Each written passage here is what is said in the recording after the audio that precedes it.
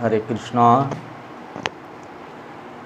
हम लोगों की ज़िंदगी में कुछ ऐसी समस्या आती रहती है कि समझ में नहीं आता है क्या करें क्या न करें। इसी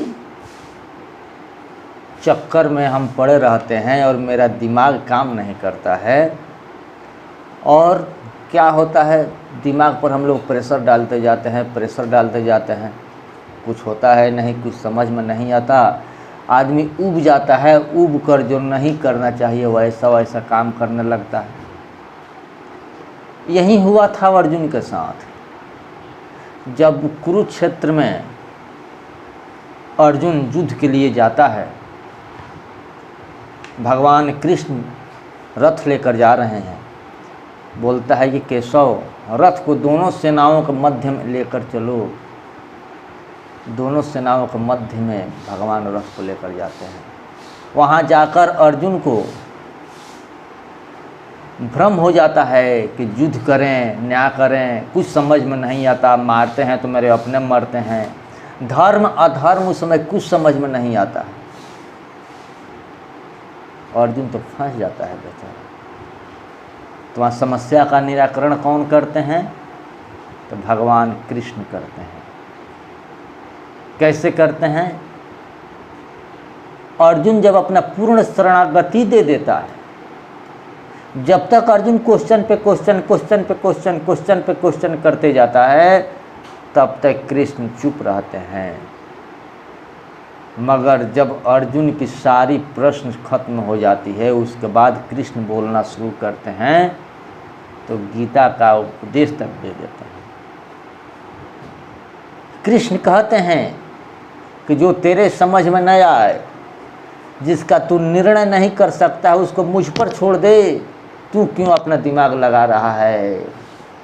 क्यों तू अपना दिमाग खर्च कर रहा है जब तेरे समझ में नहीं आ रहा है? जब तू धर्म का निर्णय नहीं कर रहा है, युद्ध करूं या न करूं, तो भगवान कहते हैं कि यदि तुझे पता नहीं है, इस निर्णय में तू मत पड़। इन सब को छोड़कर और सिर्फ मेरे एक शरण में आ जा। मेरे ऊपर छोड़ दे, मेरे शरण में आ जा। जो करना होगा हम करेंगे, हम देखेंगे। पहले तू मेरे शरण में आकर शरणागति तो हो, मेरा पूर्ण शरणागति हो जा। भगवान के पास जब तक पूर्ण शरणागति नहीं होगी, तब तक कल्याण होने वाला नहीं है। भगवान उसी समय साथ देते हैं जब पूर्ण शरणागति होगी। हम लोगों की पूर्ण शरणागति होती नहीं है।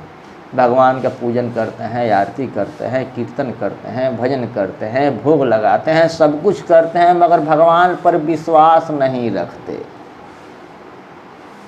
क्या रहता है? तो यहाँ तो अहंकार है कि हम कर रहे हैं, हमने घर बनवाया, हमने इतना कमाया, हमने ये किया, वो सब हमने किया। भगवान को कुछ नहीं, भगवान को कुछ नहीं, सब तो हम किए। तो जब सब तुम किए तो करो, तो भगवान को उसमें क्या आवश्यकता है? इसलिए भगवान भी चुप बैठे रहते हैं कि जब तू ही कर रहा है तो कर, फिर मेरे पीछे क्यों पड़ा है? मुझको दोष क्यों दे रहा है? भगवान ने गीता में कहा है अर्जुन से, सर्वधर्मान परित्यज्य मामेकं शरणं व्रज अहम त्वा सर्वपापेभ्यो मोक्षयिष्यामि मा शुचिः। मैं तेरे संपूर्ण पापों से तुझको मुक्त कर दूंगा, चिंता मत कर। इस कृपा को पाने के लिए सब तरह से सब आश्रय का त्याग करके, सबों से भरोसा हटा करके और सिर्फ भगवान का भरोसा रखना है, सिर्फ भगवान के आश्रय में रहना है, सिर्फ भगवान का हो जाना है, किसी का नहीं होना है। क्या हुआ? जब दुशासन जाता है और द्रौपदी को पकड़कर वहाँ से घसीट कर बाल पकड़कर लेकर आकर और जब सभा में पटक देता है, तो द्रौपदी समझती है कि मेरे 5 पांडव पति हैं, 5 भाई हैं, एक से एक बलशाली है, वो लोग मुझको बचा लेंगे, मगर कोई नहीं बचा पाता।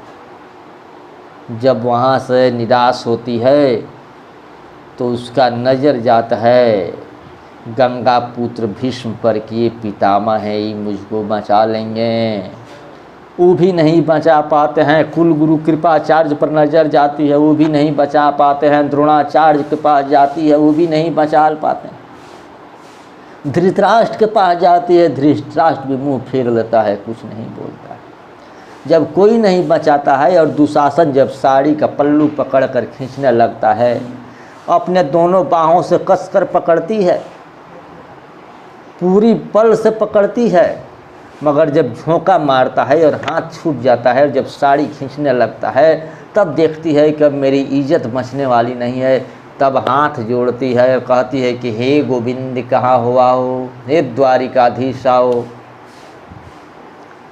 जब चारों तरफ से निराशा हाथ लगी, तब कृष्ण को याद की।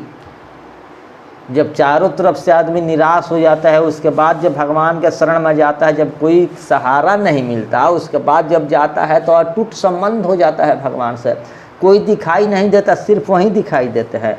इसी तरह जब सिर्फ वहीं दिखाई दे, दूसरा कोई न दिखाई दे, तब आकर भगवान रक्षा करते हैं, भगवान अपने शरण में ले लेते हैं। भगवान का शरणगति तो हो, तो भगवान का शरणगति हम कैसे हो?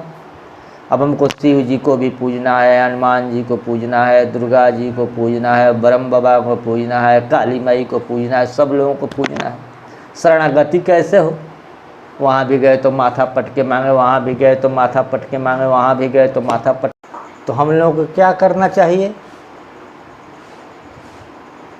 जैसे एक लड़की का जब विवाह होता है और उसका कन्यादान हो जाता है, जब अपने मायके से ससुराल चली जाती है, सिंदूर किसके नाम का लगाती है? सिर्फ एक पति का नाम का सिंदूर लगाती है। मंगलसूत्र किसके नाम का पहनती है? तो सिर्फ एक अपने पति का नाम का मंगलसूत्र पहनती है। क्या होता है? मगर सेवा तो उसको सबों का करना होता है। सासू माँ का सेवा करती है, ससुर का सेवा करती है, ननद का सेवा करती है, देवर का सेवा करती है, देवरानी की सेवा करती है, जेठानी की सेवा करती है, जेठ का सेवा सबों की करती है। तन्मयता से, पूरी तन्मयता से करती है, किसी की सेवा में कोई कमी न रहती। मगर उसका दिल कहाँ रहता है, उसका आत्मा कहाँ रहता है? तो सिर्फ एक पति के पास रहता है। इन जितने लोगों का वो सेवा करती है, सिर्फ एक पति के नाते करती है कि पति के पिताजी हैं, पति की माता है, पति की भाभी हैं, पति के भाई हैं, पति की बहन है, तो पति के नाते सबों का सेवा करती है। ठीक वैसे ही हम सब जितने भी देवता हैं, सब देवताओं का सेवा करना है। कहने का मतलब ही नहीं है कि छोड़ देना है, सबों का सेवा करना है। मगर पति तो पति है, आश्रित पति पर रहना है, आश्रित भगवान पर रहना है, आश्रित कृष्ण पर रहना है। ये सभी लोग भगवान के सहयोगी हैं, ये सभी लोग भगवान के कार्य करने के लिए आते हैं, ये सभी लोग भगवान का ही कार्य करते हैं। इस नाते इन सबों का सेवा करना है, इन सबों का आदर करना है, मगर आश्रित एक भगवान पर रहना है। जितना है पूरी तन्मयता से शरणागति भगवान के पास रखनी है, भगवान के चरणों में रहना है, भगवान के सेवा में रहना है, भगवान को ही सब कुछ मानना है। हम कुछ नहीं कर रहे हैं, जो कर रहे हैं सो मेरे ठाकुर कर रहे हैं, मेरा कुछ नहीं है, जो है सो सब मेरे ठाकुर का है। जैसे एक पत्नी समझती है कि जो है सब मेरे पति का है, सब कुछ मेरा पति कर रहा है, ठीक वैसे ही हम लोगों को भी वही करना है कि हम जो कर रहे हैं सब मेरा पति कर रहा है, दूसरा कोई नहीं कर रहा है। कबीर साहब ने एक दोहा बोली है, क्या बोली है? पतिव्रता रहे पति के पास, आयु साहब के दिग रहे दासा। जैसे एक पतिव्रता स्त्री अपने पति के पास रहती है, पति पर आश्रित रहती है, वैसे ही जो भगवान का दास होता है वह भगवान के पास रहता है, इधर उधर नहीं रहता है। छोड़कर इधर उधर जा ही नहीं सकता है। और इसी बात को गोस्वामी जी ने रामचरितमानस में लिखा है। क्या लिखा है? एक ही धर्म एक व्रत नेमा, अकाम बचन मन पति पद प्रेमा, सास ससुर ननद जेठ जेठानी। सास ससुर ननद जेठ जेठानी जितने लोग हैं, एक ही धर्म एक व्रत नेमा। सिर्फ पतिव्रता स्त्री का एक व्रत होता है, एक धर्म होता है, उसका एक ही नियम होता है। क्या होता है? कि काम क्रम वचन मन से पति का सेवा करे, पति का होकर रहे, पति के ही शरणागति रहे, चाहे वो सबों की सेवा करे, सास का, ससुर का, ननद का, जेठ का, जेठानी का, मगर आश्रित पति पर रहे, सिंदूर पति का लगाए, मंगल सूत्र पति का पहने, इन लोगों का सेवा करे, मगर डिपेंड सिर्फ पति पर रहे।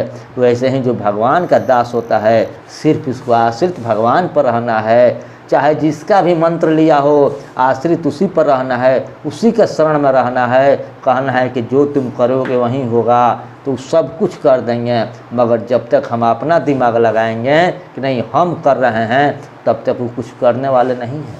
इसलिए भगवान पर शरणागति हो जाओ, सब कुछ भगवान को समर्पित कर दो, भगवान तेरा सब कुछ कर देंगे, कुछ कमी नहीं छोड़ेंगे। हरे कृष्णा।